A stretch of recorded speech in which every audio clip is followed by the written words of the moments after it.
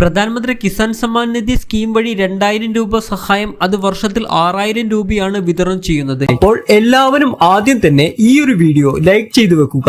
എങ്കിൽ കൂടുതൽ ആളുകളിലേക്ക് ഈ ഒരു വീഡിയോ എത്തിച്ചേരുന്നതായിരിക്കും. ചാനൽ ഇതുവരെ സബ്സ്ക്രൈബ് ചെയ്യാനും ആ ബെൽ നോട്ടിഫിക്കേഷനിൽ ഓൾ എന്ന ഓപ്ഷൻ എനേബിൾ ചെയ്യുവാനും മറക്കരുത്. ഈ ആനുകൂല്യം വാങ്ങുന്നവർ ശ്രദ്ധിക്കുക, 19ാമത്തെ ഗഡുവിന്റെ വിതരണം കാലാവധിയും ഇപ്പോൾ ആരംഭിച്ചിട്ടുണ്ട്. 2024 ഡിസംബറിൽ ഇത് ആരംഭിച്ച് 2025 മാർച്ച് മാസം അവസാനിക്കുന്ന രീതിയിലാണ് ക്രമീകരണം ചെയ്തിട്ടുള്ളത്. സഹായ വിതരണം ക്രിസ്മസ് പുതുവത്സരം പ്രമാണിച്ച് ചിലപ്പോൾ നേരത്തെ ആകുവാൻ സാധ്യതയുണ്ട്. ഔദ്യോഗിക വിശദീകരണങ്ങൾ ഇതുവരെ വന്നിട്ടില്ല. ഈ ആനുകൂല്യം 2000 രൂപ കഴിഞ്ഞ പ്രാവശ്യത്തെ ഗഡു അക്കൗണ്ടുകളിലേക്ക് ലഭിച്ച എല്ലാവർക്കും തന്നെ ആനുകൂല്യം ലഭിക്കുന്നതും ആയിരിക്കും. യാതൊരു ക്രമീകരണങ്ങളും ഇനി കർഷകർ ചെയ്യേണ്ട ആവശ്യമില്ല. Electronic KYC, land seeding, Aadhaar, bank account seeding ഇതെല്ലാം പൂർത്തീകരിച്ച കർഷകർക്കാണ് കഴിഞ്ഞ പ്രാവശ്യമെല്ലാം ഈ തുക ലഭ്യമായത്.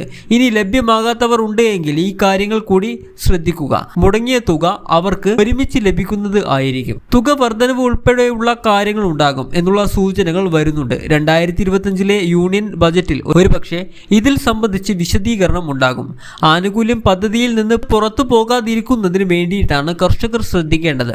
അതായത് ബന്ധപ്പെട്ട രേഖകൾ സമർപ്പിക്കുകയും ആധാർ, ബാങ്ക് അക്കൗണ്ട് സീഡിംഗ്, അതോടൊപ്പം തന്നെ നമ്മളുടെ ഇലക്ട്രോണിക് KYC എന്ന് പറയുന്ന ഈ കാര്യങ്ങളെല്ലാം തന്നെ പൂർത്തീകരിച്ചിട്ടുണ്ട് എന്ന് കൃത്യമായിട്ട് ഉറപ്പാക്കുക. കർഷകർ ചെയ്യേണ്ടത് ഇതുമായി ബന്ധപ്പെട്ട് നമ്മുടെ സംസ്ഥാനത്തെ കർഷകർക്ക് അവർ ചെയ്യുന്ന വിളയെല്ലാം തന്നെ ഇൻഷുറൻസ് ചെയ്യുന്നതിനുള്ള അവസരവും ഈ ഡിസംബർ മാസം 31-ാം തീയതിയോടെ അവസാനിക്കുകയാണ്. ചെറിയ പ്രീമിയം മാത്രം അടച്ചാൽ മതിയാകും. വലിയൊരു കവറേജ് ഇൻഷുറൻസ് ആണ് നമ്മുടെ വിളയ്ക്ക് ലഭിക്കുന്നത്. അപ്പോൾ ഈ കാര്യങ്ങളെല്ലാം തന്നെ ഒന്ന് എല്ലാവരും മനസ്സിലാക്കി വെക്കുക. അക്ഷയ കേന്ദ്രങ്ങളിൽ മറ്റ് ഓൺലൈൻ സർവീസ് സെന്ററുകൾ വഴി വിള ഇൻഷുറൻസ് രജിസ്റ്റർ ചെയ്യുവാനും സാധിക്കും.